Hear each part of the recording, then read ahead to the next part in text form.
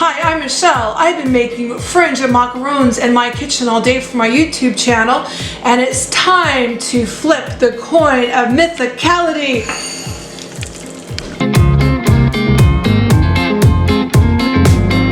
What is your absolutely favorite dessert? Mine are French macarons. And with some very simple ingredients, I'm going to attempt to put together this incredibly difficult recipe and make my own macarons at home. 6 ingredients, 6 little ingredients put together in a very incredibly precise way produces one of my favorite desserts in the entire world. I'm talking about the French macaron. The French macaron are these wonderful little sandwich cookies that are to die for, but they're expensive. They're $2.50 to $5 each. So today, quarantined at home, I think we're on something like day 14. I've totally lost track. I'm attempting to make these, but putting them together is the difficult part. So the first thing I'm going to do is I'm taking a cup of almond flour, and I'm taking a cup and 2/3 confectioner sugar, and I'm going to put them through a sifter and make a complete mess, and I'm sifting those together. And you have to do this exactly correctly. I'm taking 4 egg whites. And because all I could find at the store were the egg white in the carton, and it's 2 tablespoons per 1 egg white, I'm going to whip these. So I'm going to get going.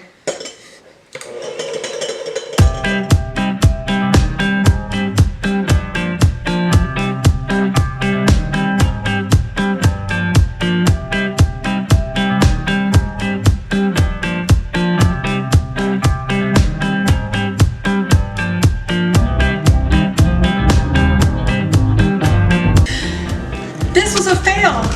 Our egg whites in the carton didn't work. I had to use the last few precious eggs I have in quarantine. So I had to take 4 egg whites.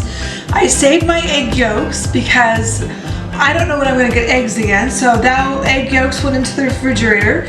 And now I have whipped up my egg whites from real eggs, and I have with soft peaks. So you can see my soft peaks. That means that my egg whites are perfect. Now I'm going to start to slowly fold in my sifted almond flour and powdered sugar. I'm going to sift this in. Sorry, not sift. I'm going to fold this in gently. I do not want to lose any of the air.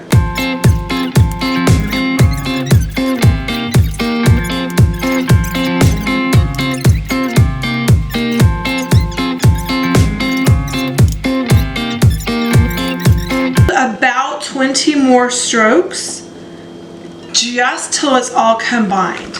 I don't want to go over 20, and if I can get it done in less, then I'm done. No more folding. So because I want to do red and white macarons, I'm going to take about half of my batter and put it in another measuring cup, where I will add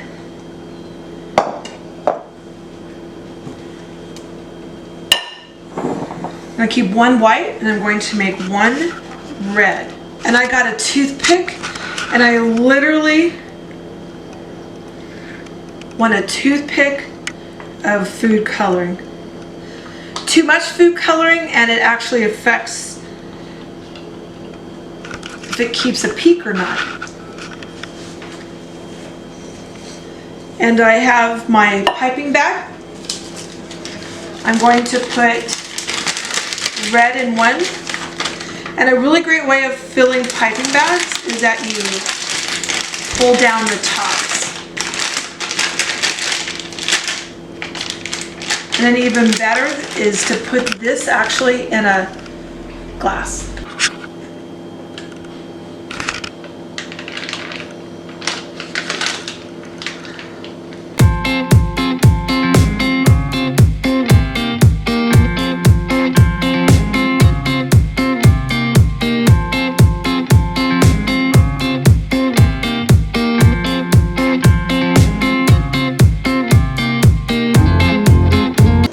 Alright, I'm going to finish these up. I have put my oven on for 300 degrees, but you need to know your oven really well. If your oven is a hot oven, you might need to turn it down to 285. If it's a cold oven, maybe you need to do it 305, or you need to have your oven preheating for a longer, because you really want it consistent about 300 degrees. Now that I have my macarons on my silpat, I'm going to drop the pan at least twice. That gets all the air bubbles out and it kind of helps them even out a little bit. Now, as you can see, a couple of mine are not perfect. Like I said, this is the second time I've done these. The first time about a year ago failed miserably. I have high hopes so far that these are actually going to work. Now I have to let these just sit out in the air on the counter for 20 minutes because it's going to actually need to build a crust on them. So we'll see you back in 20 minutes. Okay, time to pop these in the oven at 300 degrees. I'll be back in 10 to 12 minutes. There you go. 12 minutes in the oven and I have feet. Can you see my feet? These are my macaron shells. I'm very pleased with these. For the most part. Again, it's a long learning curve that I need to do, but I'm actually pretty happy with this, especially compared to my first batch that failed. And I'm going to show you my fillings. You can do whatever filling you have on hand. And so I raided my pantry and I came up with a concoction of sugar, butter, and cream cheese, and a little bit of vanilla. And this one, I put my cherry preserves inside. And this one, I have strawberry. It's strawberries and cream cheese and a little bit of sugar. This one is a little unusual, so I pulled out my Kahlua chili chocolate and I actually added a little bit of chipotle red pepper and I sprinkled just a shaving on top for my chocolate chili. And then I have lemon, which is my base of the original cream cheese, butter, sugar. I just added lemon, just fresh squeezed lemon, and so I put lemon in it. And then in my cupboard, I had fluffy frosting, funfetti, marshmallowy stuff, and I just put sprinkles around it to make it so fun. If I had had chocolate already melted, I could have used chocolate. It's endless what you could do. Coconut. What else could you do? You could do lavender, rose water, orange or lime, whatever you have, or you can mix and match. So on here, one of these, I actually mixed the lemon and the strawberry together. So I have a lemon strawberry one. So I'm really happy with these. A couple of tips I would have is that I really like the silpat. I also use parchment paper, and some of them stuck to the parchment paper, and some of them cracked, and so I have to figure out why they cracked. I'm not sure. Thank you for liking and subscribing. Welcome back to my channel anytime. This is what I wanted to try today, my favorite dessert. What's your favorite dessert? Tell me below. Tell me what you love to do and maybe what you would really like to do but you've just never really been, just haven't been able to get out there and do it. Hopefully you're staying safe. You can find whatever you need in the stores. If not, go to your pantry and start digging in your pantry to figure out what you can make for dinner. Oh, that is dinner time. I gotta go.